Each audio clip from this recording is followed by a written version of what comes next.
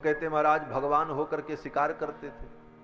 ये प्रश्न है भाई, शिकार में पशु को मारेंगे, हिरण को मारेंगे, सिंह को मारेंगे तो ये हत्या नहीं होगी? और भगवान होकर के भगवान ने शिकार किया, हत्या की। बोले ठीक बात कहा आपने, हत्या पाप है, लेकिन सब जगह हत्या पाप नहीं होती। पाप क्या है और पुण्य क्या है, इसका निर्धारण शास्त्र करता है। वही चीज कहीं पर धर्म होती है और वही चीज कहीं पर अधर्म हो जाती है, इसका निर्धारण शास्त्र करता है।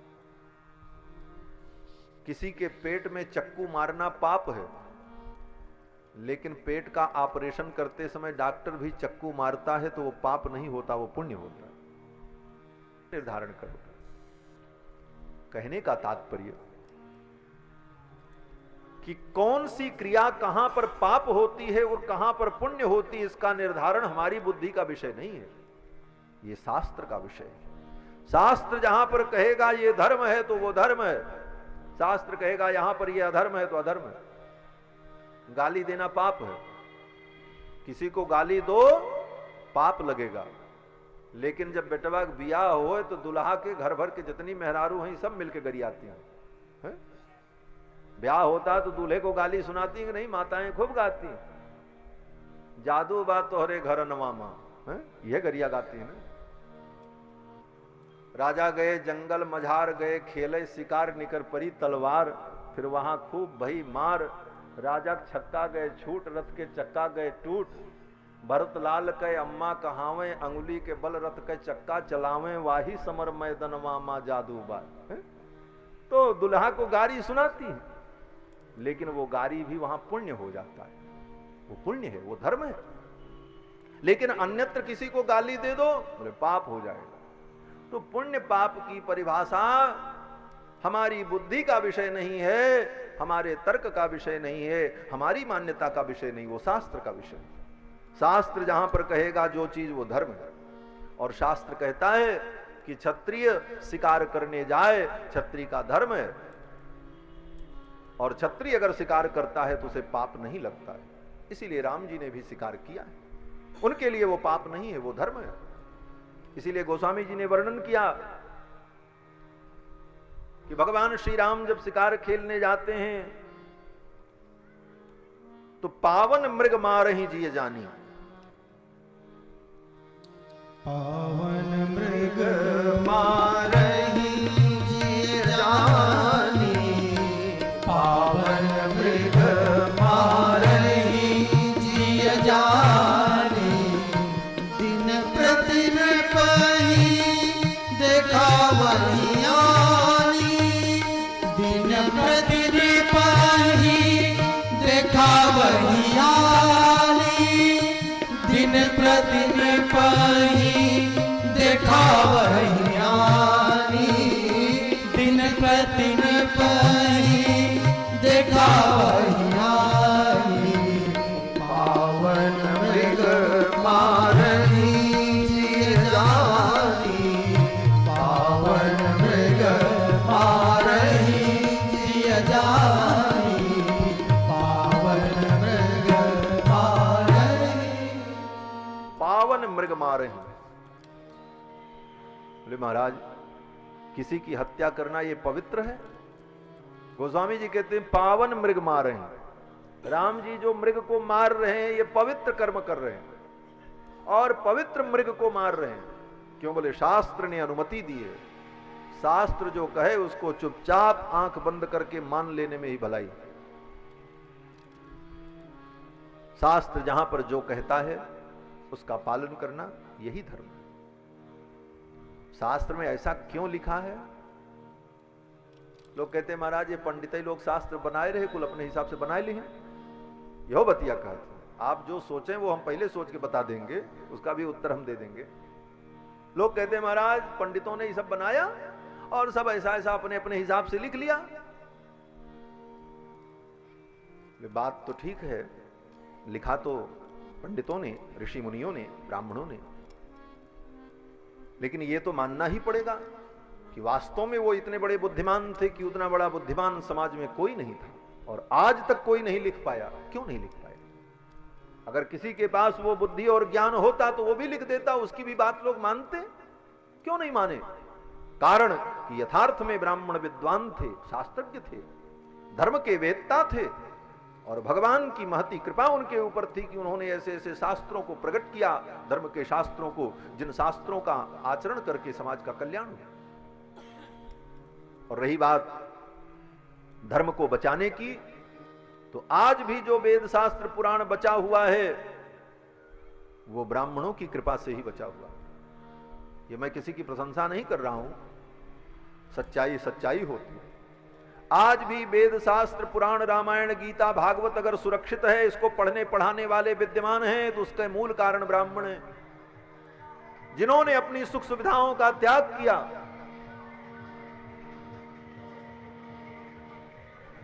बलकल वस्त्र पहन करके, मृग चर्म ओढ़कर, कंदमूल फल खा करके, दीपक जलाने के लिए तेल नहीं होता था तो रेण के बीए को बटोर बटोर करके, एरंड के फल के बीज को बटोर करके, पत्थर पर पीस करके अपने हाथों से तेल निकाल करके दीपक जलाते थे, और उस दीपक के प्रकाश में शास्त्र का चिंतन करते, जंगल में बैठकर।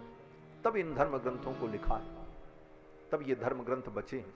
नहीं तो वे ब्राह्मण इतने बुद्धिमान थे, वो चाहते तो वो भी ये कर सकते थे कि सब छोड़ करके आ जाते और अपनी बुद्धि के बल पर अपने राज्य की स्थापना कर लेते, राजा बन जाते, व्यापारी बन जाते, व्यवसायी बन जाते, सोना चांदी हीरा पन्ना पोखराज का व्यापार भी कर सकते थे। क्या बुद्धि की कमी थी? लेकिन नहीं, उन्होंने इसको अपना धर्म नहीं समझा।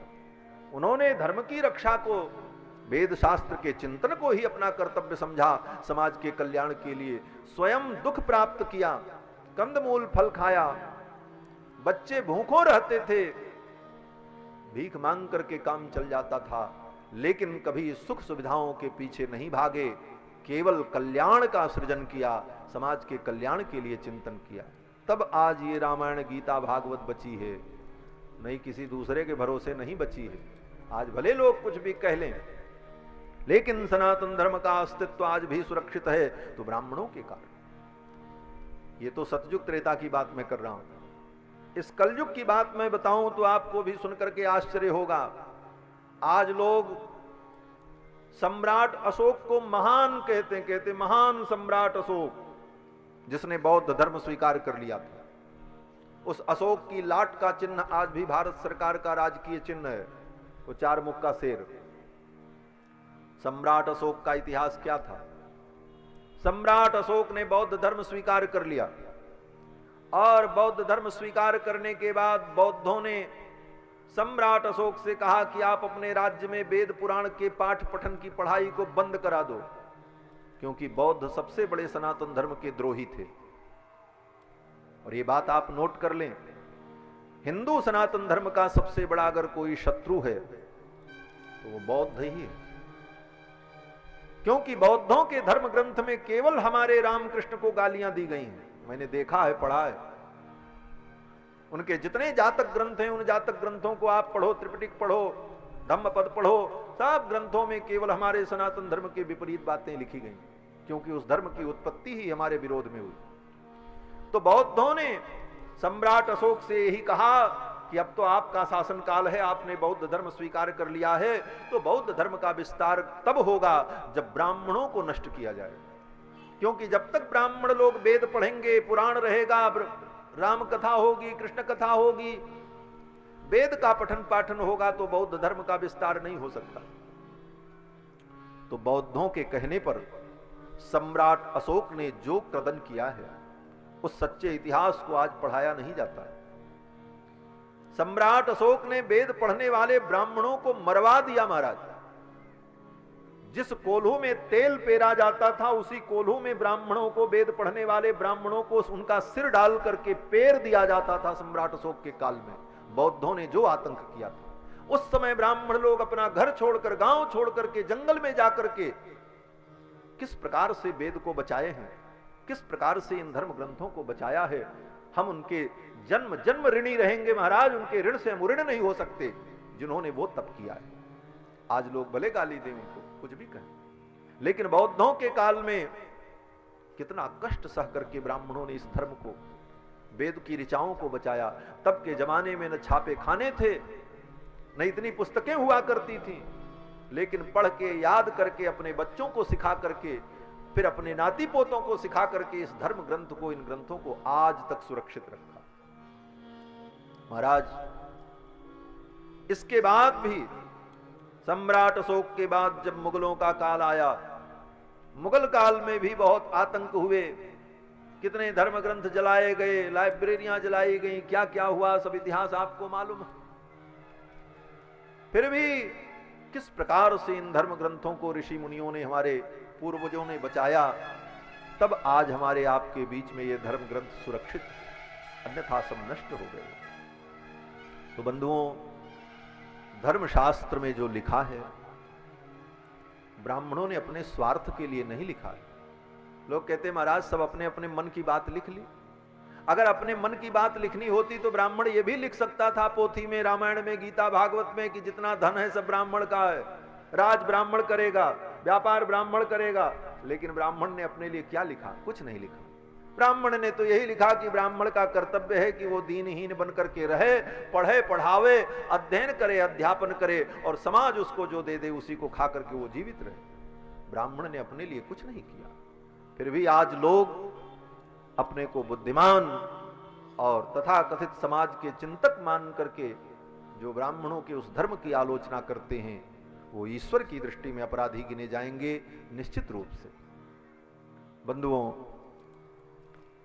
भगवान श्री राम ने मृगया किया, पावन मृग मारहि जिय जानी, क्योंकि शास्त्र ने आदेश किया है, क्षत्रिय का धर्म है मृगया, इसलिए राम जी मृगया करते हैं।